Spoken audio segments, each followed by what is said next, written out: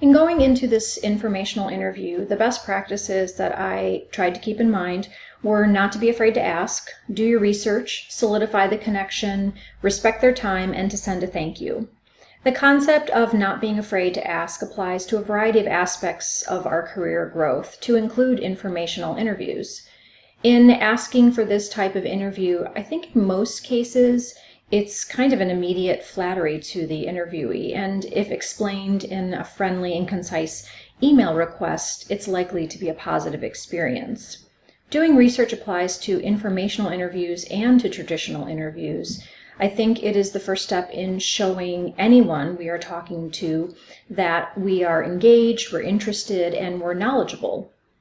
Prior to my informational interview, I researched my interviewee to understand her career accomplishments, the details of her practice, articles she had written, and conferences at which she had spoken as a leader in her field.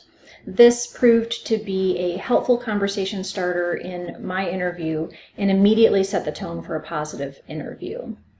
The initial interview was planned for about 30 minutes, but my interviewee was very generous with her time, and we spoke for just over an hour. As we were nearing the 30 minutes, I tried to check in with her about her timing, and she said that she was happy to continue the conversation. Following our interview, I sent her a thank you email and found an article that had pertained to a conversation we were having about the need for leaders to re-energize themselves. She spoke in length about the importance of self-care in this regard, especially in her field, which is the field of healthcare, and I wanted her to know that that had made an impact on me and inspired me to research the topic. I think that following these best practices were key in a successful first informational interview for me.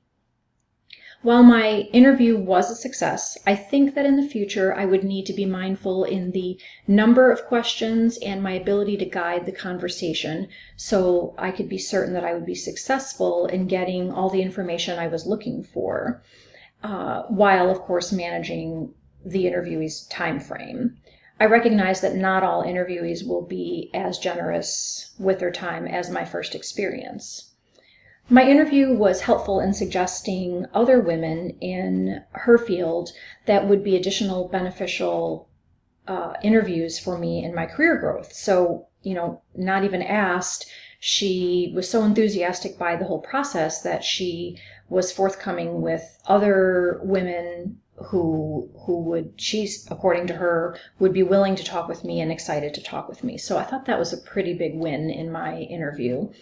I think that her references, along with any other women in functional medicine and or nutrition that I learn about or come across, would be beneficial, and those that would be great future informational interviews for me in better understanding how I'm going to fit in this field in nutrition as I get further along in the process. Thank you again for listening to me, and have a great week.